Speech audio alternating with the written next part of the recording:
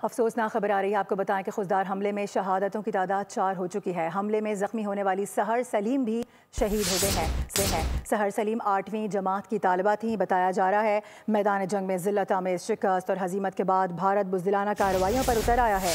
Security ذرائع کے مطابق خوددار حملے کی منصوبہ بندی بھارت میں کی گئی ہے، جسے بلوچستان میں پراکسیز نے منطقی انجام تک پہنچایا ہے۔ اس طالبہ کی تصویر اس وقت ملاحظہ کی جا سکتی ہے۔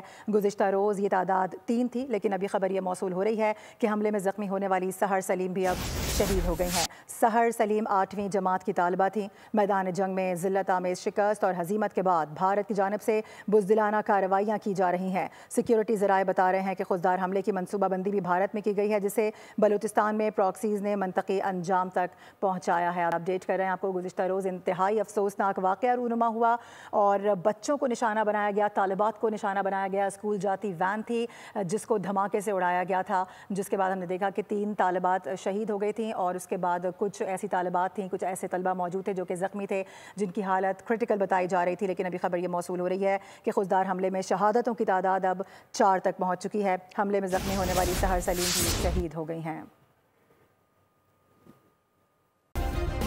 سبسکرائب کریں اور بیل دبائیں تاکہ کوئی خبر رہ نہ جائے۔